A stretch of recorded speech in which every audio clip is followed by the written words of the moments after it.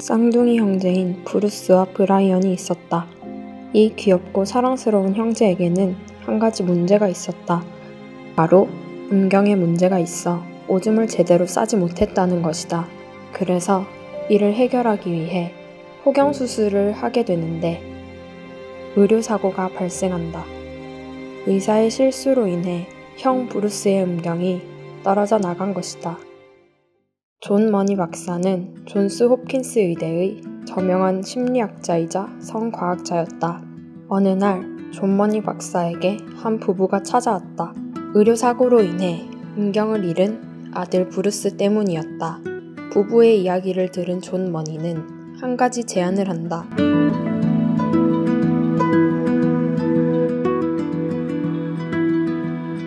존 머니는 인간의 성은 태어났을 때는 중립이며 양육에 의해 후천적으로 결정된다고 주장하던 사람이었다. 존 머니는 남자로 태어난 브루스를 성공적으로 여자로 키워내면 자신의 주장이 훨씬 더 신뢰를 얻을 수 있을 거라 생각했다.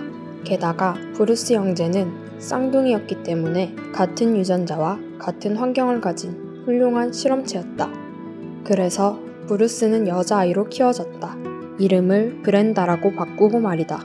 여성 호르몬을 맞고 원피스를 입었지만 브렌다는 또래 여자아이들과 달랐다.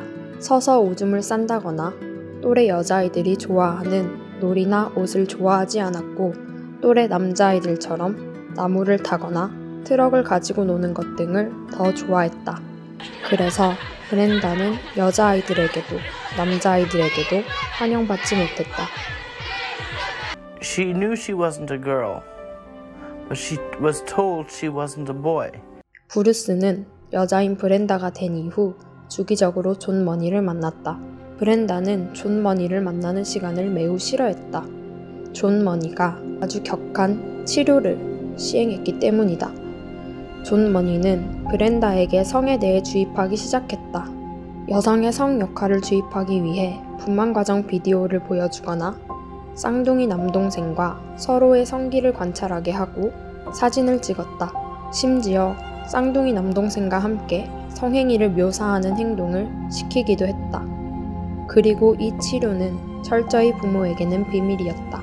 브렌다가 10대 중반쯤 됐을 때 존 머니는 브렌다에게 인공지를 이식하는 수술을 강요했다. 브렌다는 자살 기도까지 하며 이를 강력하게 거절했다.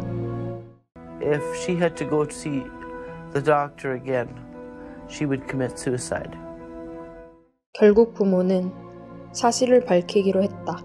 브렌다가 원래 남자아이로 태어났었고 여자가 되게 된 이유를. 생각 외로 브렌다는 덤덤했다.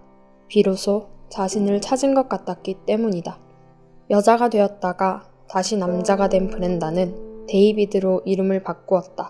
하지만 다시 남자의 삶을 되찾는 것이 쉽지는 않았다. 남성 호르몬인 테스토스테론을 맞고 성기를 재건하는 수술을 하고 유방을 절제하는 수술을 했다. 힘든 과정에 약을 먹고 자살을 시도하기도 했다. 긴 고통을 견딘 후에야 친구도 사귀고 결혼도 하며 행복한 생활을 누릴 수 있었다. 그런데 존 머니 박사가 자신의 실험이 성공했으며 브렌다가 훌륭하게 여성으로 자랐다는 내용을 발표했다. 그리고 이 내용은 크게 인정을 받아 성기가 기형인 아이들이나 인터섹스를 치료하는데 성전환이 널리 쓰였다. 자신과 같은 피해자가 더 늘어나는 것을 더는 볼 수 없었던 데이비드는 존 머니 박사의 거짓을 폭로했다. 하지만 존 머니 박사가 망쳐버린 데이비드의 삶은 다시 돌아오지 못했다. 데이비드의 쌍둥이 동생은 쌍둥이 형제의 비밀이 밝혀진 이후 우울증 약을 달고 살았고 결국 우울증 약 과다 복용으로 사망하게 된다. 데이비드는 남자가 된 후 행복한 삶을 사는 듯 했으나 어린 시절의 트라우마를 극복하지 못했고 아내의 별거 요구, 동생의 죽음 등으로 인해 피폐하게 살았다.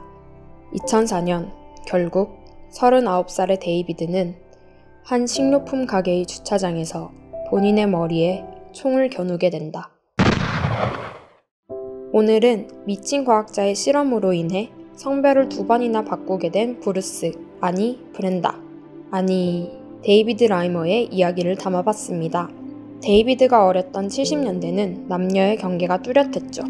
그래서 데이비드가 더 많이 고통받았을 것 같습니다. 요즘은 남자답다 여자답다의 경계가 조금씩 허물어지고 있는 것 같습니다. 그렇지만 현 시대에 이런 일이 일어났을 때 그 아이가 데이비드 라이머보다 행복할지도 알 수 없겠죠. 남자로 태어나 여자가 되었다가 다시 남자가 된 데이비드 라이머. 그는 다시 태어난 성을 따랐지만 그와 반대로 남자로 태어났으나 여자로 잘 살아가고 있는 사람들도 있습니다. 선천적인지 후천적인지 성이 어떻게 결정되느냐를 떠나서 어떻게 살지를 정하는 것은 본인이어야 하지 않을까요?